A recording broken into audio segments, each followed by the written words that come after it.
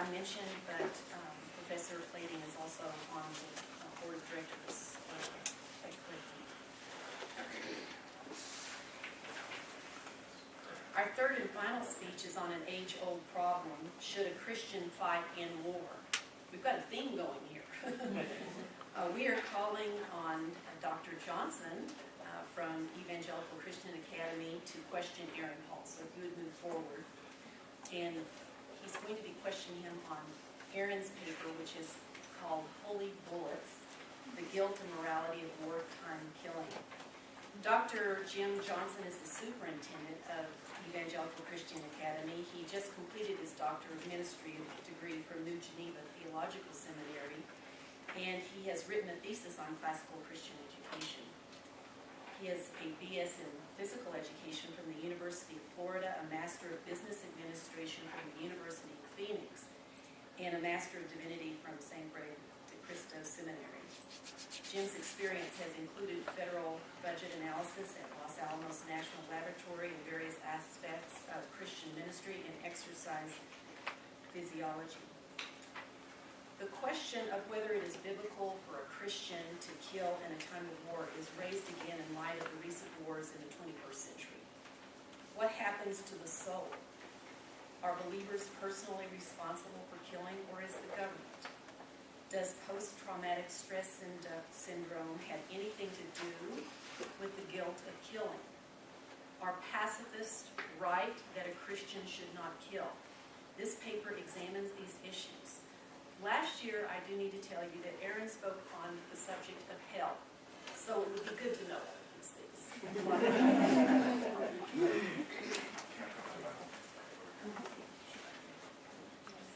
And why did you decide on this topic? I decided on this topic because my family has had some experience with war. One of my grandfathers was forced to fight in Nazi Germany, and my other grandfather decided not to fight when he was drafted. So I was just interested in this issue. I was wondering, well, what happens if I get drafted someday? So should the draft be reinstated or whatever? So, and I also always wanted to be Navy SEAL, but I didn't exactly have the build. So that's why I picked this issue. And okay, are any of your grandfathers here tonight? Yes. Okay, would you introduce him? Okay. Do you mind if I introduce you? Okay, so this is my grandfather, Jim Halls. He chose not to fight, and so I'd just like to commend him for sticking to his values. So, yes. Okay. And also, the title of my speech has a question mark after holy bullets, so I'm not advocating that any particular piece of lead has any significance. Okay. So, Chris Kyle was an expert sniper. His sure aim served him well in Iraq, where he fought during the U.S. war in that country. Therefore, when Kyle was trying to help an ex-Marine named Eddie Ray Ralph cope with what was diagnosed as post-traumatic stress disorder, or PTSD, he thought it a good idea to take Ralph to a shooting range where they could both practice their aim. Kyle's decision turned deadly. Ralph turned on Kyle and another man and killed them both. Ralph was arrested and charged with capital murder. According to Dr. Shira McEwen, who is a psychologist at the San Francisco Veteran Affairs Center, she discusses PTSD in war, which is related to Eddie Ralph's case. And she cites a medical study saying that, quote, killing could be the potent ingredient in predicting PTSD, unquote. Jacob G. Hornberger, who is the founder and president of the Future of Freedom Foundation, states that Ralph's mental problems were the result of, quote, guilt, massive, unrestrained guilt at the wrongful killing of other human beings, unquote. Killing in war can thus be related to mental problems involving guilt, shown by Dr. McEwen when she also says, quote, killing is associated with a number of mental health and functioning problems, unquote. This claim is supported by the high suicide rates among U.S. veterans. According to a report by Forbes dated February 5th, 2013, approximately 22 veterans kill themselves per day. This means that for every single soldier who's killed in combat, 25 soldiers or veterans kill themselves. I do acknowledge that there are many other factors involved in veteran suicides, as well as in mental disorders and post-traumatic stress disorder. However, from the information I gave just now, it is clear that some, if not many, war-related PTSD cases are related to wartime killing. This brings the morality of wartime killing into question, and it is this issue of morality that I wish to address. Should we, as Christians, ever be called to participate in war, would it be morally permissible for us to fight, to join the military? Or would it ever be acceptable for a believer to take on a position in the military as employment? Some Christian creeds say that Christians are not allowed to fight in war because of the peacemaking nature of the Christian faith, while others point to examples throughout the Bible of Christian men who fought in war. So I want to explore this issue based on the Bible. And my thesis is this, that Christians are biblically permitted to kill in a time of war. I will demonstrate the validity of my thesis by 1, examining biblical virtues and the office of the soldier, by 2, the morality of wartime killing and the issue of guilt, 3, the numerous biblical examples of men who fought in war and who were believers. My first argument is that the office of the soldier, in and of itself, does not violate God's commandments in His Word. Now, I would first like to deal with the literal translation of the word in the 7th commandment, I got that number right, where it says, quote, "You shall not murder," unquote.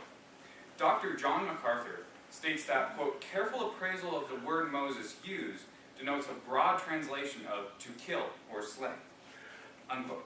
However, not all killing is outlawed. MacArthur goes on to write that the 7th commandment dealt with, quote, the taking of life under a legal system where the killer would have to answer to the stipulations of the legal code, whether he killed unintentionally or intentionally, unquote. Therefore, the commandment was dealing with murder, not other types of killing, such as that which takes place in war. Martin Luther wrote a treatise on this very subject entitled, "Whether Soldiers Too Can Be Saved." He asked, quote, "Why does anyone go to war except that he desires peace and obedience?" Unquote. Now, of course, some men don't want peace or obedience, but Luther's point is clear with regards to the believer. Luther used the analogy of a physician to illustrate his point. Sometimes, in the course of a physician's occupation, he will have to perform an amputation. This was true in Luther's day, and it's still sometimes true in ours. The doctor would have to amputate a limb in order to save the patient. In Luther's time, this could happen because of an infection from a wound. And from the patient's or amputee's point of view, the physician isn't being very kind. I mean, the patient is losing a limb, and those are relatively useful in everyday life, as we all know. However, quote, when looked at from the point of view of the body, which the physician is trying to save, it turns out that he is a fine and true man and does a work that is good and Christian in as far as it goes, unquote. This analogy illustrates the validity of the office of the soldier. In itself, it is a fine job. The soldier fights for what he believes, for his country, his family, and his home. Therefore, the job of a soldier is not inherently bad. In fact, if employed in a godly manner by a godly man, it is a godly office, unquote. Oh, sorry, I was quoting myself there. Not a good thing to do. So this is why the Christian can become soldier. And that's my first argument. Now my second argument is that despite the validity of the idea of the Christian soldier, the issue of guilt still remains. On this issue, I'd like to cite Romans chapter 12, verse 2, which states, quote, "Do not be conformed to the image of this world, but be transformed by the renewing of your mind, that you may prove what is that good and acceptable and perfect will of God," unquote. Now you may ask me, what does this have to do with anything? Anything to do with my topic. And I say that this is what it has to do with it. By a correct understanding of the Word of God, the believing soldier's heart will be transformed by the renewing of his mind. And this will include a correct understanding that the soldier is not guilty before God because of any wartime killing which he has done. To illustrate this point, I'd like to use the real-life example of Alvin York. He was a somewhat belligerent young man who had come to Christ and been drafted at the time of World War I. He was tormented because of the decision he had to make, whether to fight in the war or obey the doctrine of his church, which was pacifist. After a careful examination of what the Bible had to say, York chose to fight because of Luke chapter 20, verse 25, in which Jesus says to render unto Caesar what is Caesar's. And York applied this to his situation, even though it was originally applied to taxes. And so York returned from the war a decorated military hero, and he went on to live a perfectly normal life. His story illustrates the fact that the Christian can participate in war, even killing in it, and be led by the Bible through whatever guilt he may feel as a result of legitimate wartime killing. And now we will address the objections to my view, and these hold that the Christian man is not permitted in participating in war. And I will refer to this view as pacifist, since that's a lot less of a mouthful. And the first of these objections is the fact that fighting in war seems to contradict biblical commands to peacemaking. There are many references throughout the New Testament to peacemaking, such as in Matthew chapter 5, verse 9, which states, "Blessed are the peacemakers, for they shall be called sons of God." Another passage, which seems to support the pacifist position, is Romans chapter 12, verses 17 through 19. And I will quote an excerpt. And it reads, "If it is possible, as much as depends on you, live peaceably with all men. Beloved, do not avenge yourselves, but rather give place to wrath." Unquote. I would first like to point out that the commands in these passages are issued on a personal level. We as Christians are not supposed to revenge ourselves on personal enemies or opponents. We are instead to bless them, pray for them, and even love them. The offenses which we are supposed to forgive and not take revenge for are personal offenses. Matthew 5:39 states, quote, "Whoever slaps you on your right cheek, turn the other to him also." Soldiers in war aren't exactly slapping you on your cheek, they're kind of trying to kill you. So, I use that illustration to point out that actions carried out in war are not personal offenses, they are public actions, I guess you could say.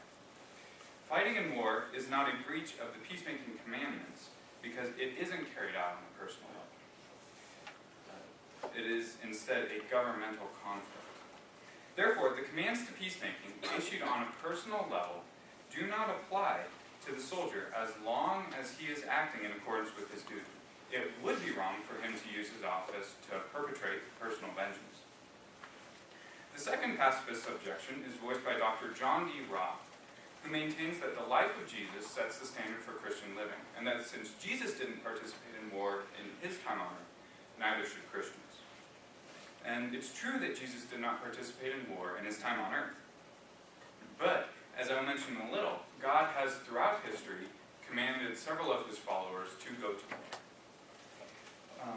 Jesus is, always has been, and always will be God. Therefore, he, as God, has commanded these men to go to war, and therefore it is not breaking, or it is not against his will that his followers go to war. It is not necessarily against his will.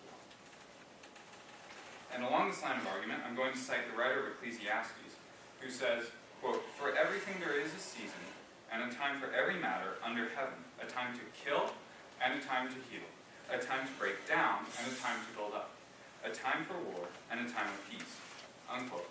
Therefore, it is clear that, according to the Bible, believers are permitted to go to war. And my third argument is drawn from the numerous biblical accounts of believing men who went to war. The first of these men, whom I will mention, is Abraham. He was clearly a believer and is referenced as the father of all who believe. In the account I'm going to relate, hopefully very quickly so my time doesn't run out, it's found in Genesis 14, where several kings attacked Sodom and Gomorrah, defeated them, and took Lot's family, Abraham's nephew Lot, captive, along with his family.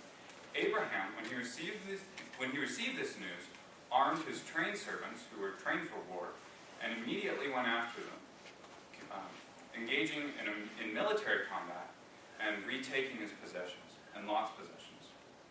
Abraham was praised after this military action by Melchizedek, who was, quote, the priest of God Most High.